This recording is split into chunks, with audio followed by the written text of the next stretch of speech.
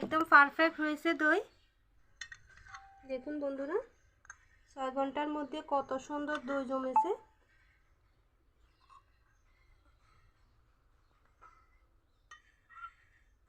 আরো 2-1 ঘন্টা যদি রাখা হয় তাহলে আরো ভালো জমবে। দারুণ হয়েছে বন্ধুরা, খেয়ে কিন্তু বোঝাই যাচ্ছে না এগুলো কি ঘরে বানানো না দোকানে কিনে দই। নমস্কার বন্ধুরা, কোলে কিচেনের ভিলেজপুরে আপনাদের সবাইকে স্বাগত জানিয়ে আজকে রেসিপি শুরু করছি। আজকে আমি একদম সহজভাবে মিষ্টি দই বানিয়ে দেখাবো। অবশ্যই পুরো ভিডিওটি দেখবেন, আশা করি ভালো লাগবে। দেখুন বন্ধুরা, মিষ্টি দই বানানোর জন্য এখানে আমি 1 লিটার দুধ নিয়েছি, এগুলো গরুর দুধ। আর এখানে নিয়েছি 1 পোয়া থেকে কিছুটা কম দুধের দই বীজ। এগুলো আমার ঘরে বানানো এই পারফেক্ট দই বীজ বানানোর রেসিপি আমার চ্যানেলে দেওয়া আছে, আপনারা চাইলে দেখে নিতে পারবেন। আর এখানে নিয়েছি 1 কাপ চিনি। আজকে 1 লিটার দুধের জন্য 1 কাপ চিনি লাগবে। আমি দইগুলো ছাঁকতে দিব। দেখুন ঘরে পাতা দই কত সুন্দর হয়েছে। সবগুলো কিন্তু লাগবে না।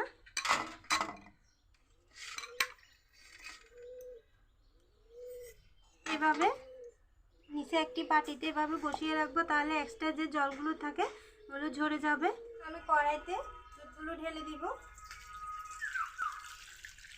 আমি তো গরুর দুধ নিয়েছি, আপনারা যে কোনো প্যাকেটের দুধ দিয়েও এই দইটা বানাতে পারবেন।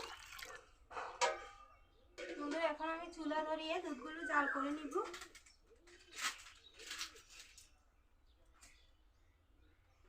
আমি দুধের মধ্যে একটি ঢাকনা দিয়েছি, কারণ চুলা ধরানোর সময় হয়তো ময়লা পড়তে পারে। বন্ধুরা আমি চুলা ধরিয়ে নিয়েছি, এখন নেড়ে নেড়ে দুধগুলো জাল করে নেব। এখানে আমার 1 লিটার দুধ আছে, এগুলো জাল দিয়ে দিয়ে ঘন করে আমি 700 মিলি করে নিব। অনবরত নাড়তে হবে, দুধে কিন্তু সর করতে দেওয়া যাবে না, তাহলে দই ভালো জমবে না। বন্ধুরা দেখুন দুধগুলো ফুটে গেছে, এখন অনবরত নেড়ে নেড়ে আমি এগুলো ঘন করে নিব। আমি 700 করে নিব এখানে। আপনারা চাইলে যদি না কমাতে চান তাহলে এখানে 1 কাপ গুঁড়ো দুধকে গুলে দিলে এমনিতে এগুলো ঘন হয়ে যাবে, তখন আর দুধ কমানোর দরকার পড়বে না। তো আমি যেহেতু গুঁড়ো দুধ ব্যবহার করব না এখানে, সেজন্য আমি এগুলো জাল করে করে ঘন করে নিব। বন্ধুরা আমরা কিভাবে 700 মিলি করব এটা তো আর মাপ দেওয়া যাবে না, তো নিজের একটা আন্দাজ মতো আমি ঘন করে নিব। এখন এখানে 1/2 কাপ চিনি দিয়ে দিব। দুধ ফুটে ওঠার পরে কিন্তু চিনিটা দিতে হবে। দেখুন আমি 1/2 কাপের মতো দিচ্ছি, আর বাকিটা দিয়ে আমি ক্যারামেল করব, সেজন্য এটা রেখে দিচ্ছি।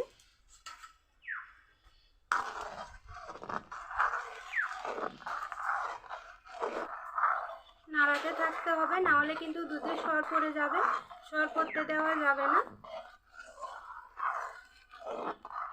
বন্ধুরা দেখুন আমি দুধগুলো জাল করে করে ঘন করে নিয়েছি, এর থেকে আর বেশি ঘন করব না। এখন কড়াইটা নিচে নামিয়ে নিব। এখন আরেকটি কড়াই বসিয়ে দিচ্ছি ক্যারামেল তৈরি করার জন্য। চিনি দেওয়ার আগে কড়াইটা ভালো করে গরম করে নিব। কড়াই গরম হয়ে গেছে, এখন চিনিগুলো ঢেলে দিব। লাল ভাব আসার পর্যন্ত নাড়াচাড়া করব না, এভাবেই থাকবে। দেখবেন কিছুক্ষণ এভাবে রাখলে ফার্স্ট থেকে একটু লাল লাল হয়ে আসবে চিনিগুলো, তারপর নাড়াতে হবে। এই দেখুন একদম অল্প আছে ক্যারামেলটা বানিয়ে নিতে হবে। এভাবে নাড়াতে নাড়াতে দেখবেন খুব সুন্দর ক্যারামেল হয়ে যাবে।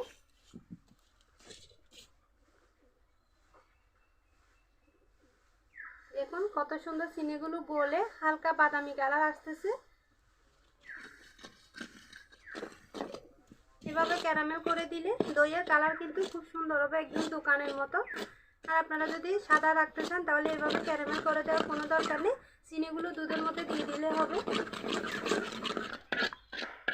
ক্যারামেল বানানোর সময় আঁচটা একদম কম রাখতে হবে, না হলে কিন্তু পুড়ে যাবে, সুন্দর কালার আসবে না, দইয়ের মধ্যে একটা পোড়া পোড়া গন্ধ আসবে। যখন এরকম কালার আসবে আর ফেনা ফেনা হবে তখন মনে করবেন ক্যারামেল তৈরি হয়ে গেছে। এই দেখুন একটু একটু করে ফেনা উঠছে।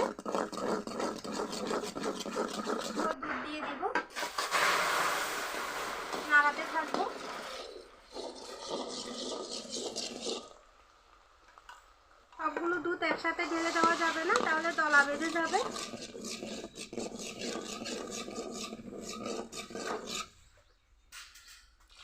আর সবগুলো দিয়ে দিব।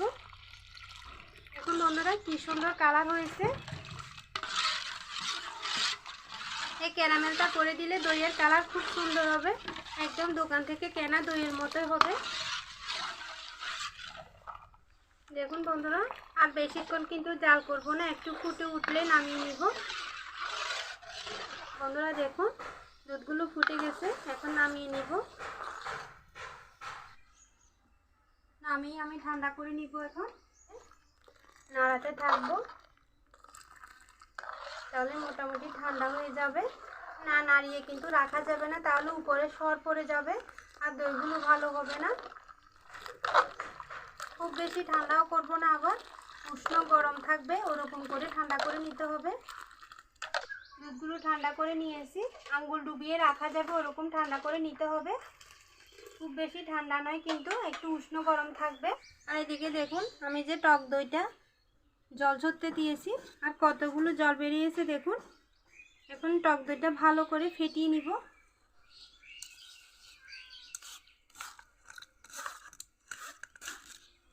ভালো করে ফেটিয়ে নিতে হবে, এমনভাবে ফেটাতে হবে যাতে দইয়ের মধ্যে একটা ক্রিমি ভাব আসে। বন্ধুরা আপনারা যদি এরকম দই বীজের আরও রেসিপি দেখতে চান অবশ্যই আমাকে কমেন্টে জানাতে পারেন, আমি এই রেসিপি করে দেখানোর চেষ্টা করব। খুব ভালো করে ফেটিয়ে নিয়েছি। এখন এর থেকে কিছুটা দুধ তুলে দিয়ে আরও কিছুক্ষণ ফেটিয়ে নিব।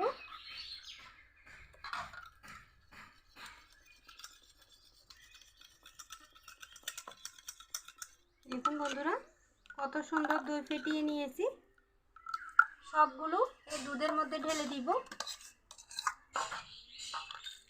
বাটিটা ভালো করে দিয়ে দিচ্ছি।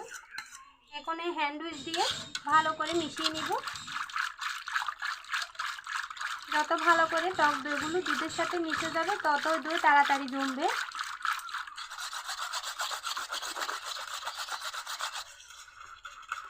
খুব ভালো করে মিশিয়ে নিয়েছি। দই বসানোর পালা। বন্ধুরা আজকে আমি এই কাচের কৌটোতে দই বসিয়ে দেখাবো। আপনারা যে কোনো পাত্রে বসাতে পারবেন, কোনো সমস্যা হবে না। খুব সহজে কিন্তু দই বসে যাবে যে কোনো পাত্রে। মাটির হাঁড়িতেও বসাতে পারবেন। কিছুটা দই এখানে রেখেছিলাম আমি, এর থেকে একটু করে দই নিয়ে এই কৌটোতে আমি মেখে নিব।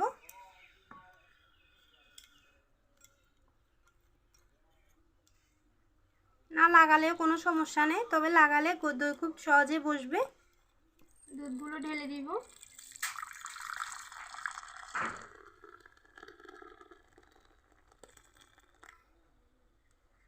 ঢাকা দিয়ে দিব। এটা হচ্ছে মাটির পাত্র, এটাতেও কিছুটা টক দই মেখে নিব।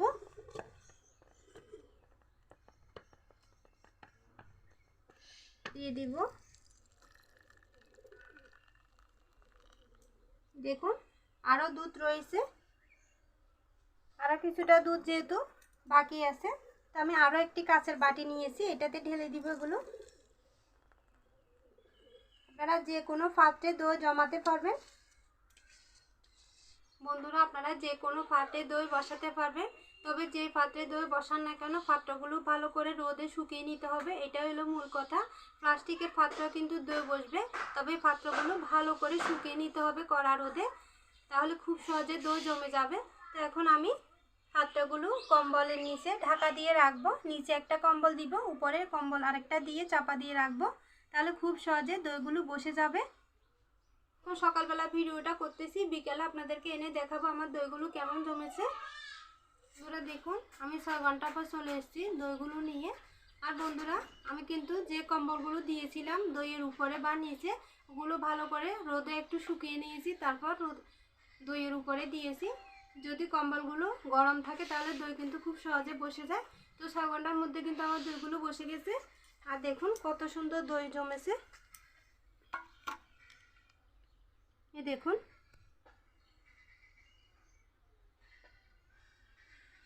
একদম পারফেক্ট হয়েছে দই।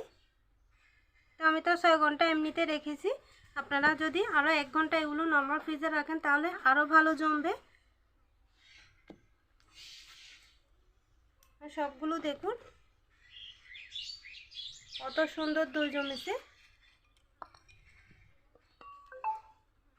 আর এই বাটিতে একটু করে দিয়েছিলাম, লাস্টে বাকি ছিল বলে এগুলো কিন্তু খুব সুন্দর জমে গেছে। দেখুন বন্ধুরা 6 ঘন্টার মধ্যে কত সুন্দর দই জমেছে।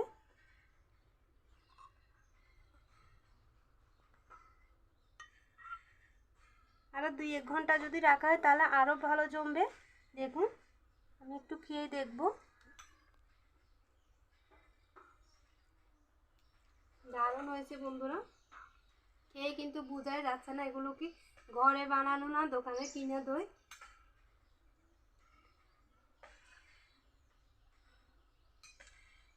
আমি 1 লিটার দুধের জন্য 1 কাপ চিনি দিয়েছি, আপনারা চাইলে এর থেকে আর একটু বেশি করে দিতে পারবেন।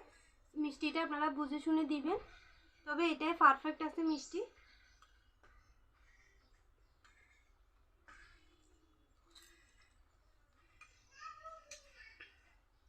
তো বন্ধুরা আমার মতো করে আপনারা এইভাবে বাড়িতে মিষ্টি দই বানিয়ে খাবেন, খুব ভালো লাগবে খেতে।